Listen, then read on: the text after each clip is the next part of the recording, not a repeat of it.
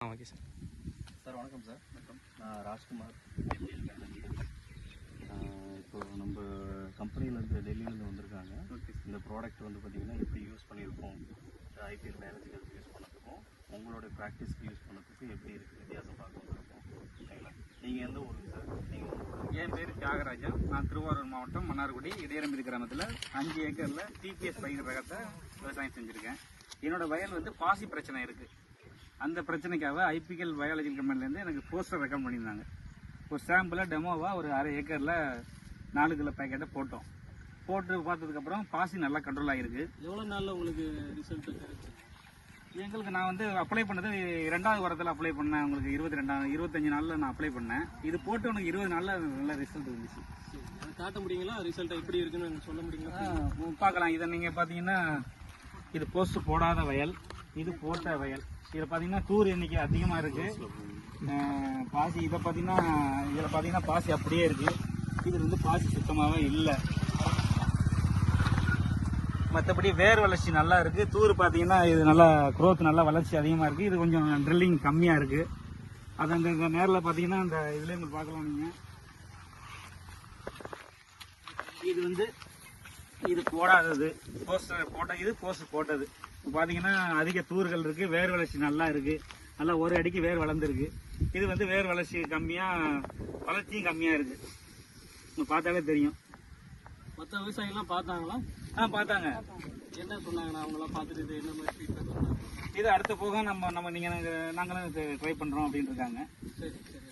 Actually இத்தனை நாள் வந்து பார்த்தீங்கன்னா இப்போ இந்த அல்கே பிரச்சனை, இந்த பாசி ப்ராப்ளம் இருக்குல்ல, இத்தனை நாள் வந்து பார்த்தீங்கன்னா நீங்கள் எந்த மாதிரி ஃபேஸ் பண்ணிட்டு இருந்தீங்க? இதனால் வந்து பார்த்தீங்கன்னா உங்களுக்கு எப்படி நியூட்ரியன்ட் கிடைக்காம இருந்துச்சு, அது கேட்குறோம். நாங்கள் உரக்கடலை கேட்டால் அவங்க காப்பர் சல்பேட் தான் ரெக்கமெண்ட் பண்ணாங்க. அது வந்து மணலை கலந்து வீச சொன்னாங்க. இல்லைன்னா இந்த தண்ணி ஓடுற இடத்துல கட்டி விட சொன்னாங்க. ஒரு துணிப்பையில் போட்டு கட்டி விட சொன்னாங்க. அது பெரிய அளவில் எங்களுக்கு வந்து ரிசல்ட் கொடுக்கல. காஸ்டிங் வைஸ் அது வந்து வீண் செலவுங்கிற மாதிரி தான் எங்களுக்கு நார்மலாக நீங்கள் வந்து பார்த்தீங்கன்னா இந்த காப்பர் சல்பேட் போடும் போதும் நம்மளுடைய இந்த ஐபிஎல் ப்ராக்டிஸ் யூஸ் பண்ணும்போதும் எவ்வளோ வித்தியாசம் உங்களுக்கு காஸ்ட் வைஸ் வந்து பார்த்தீங்கன்னா நமக்கு மிச்சமாகுது.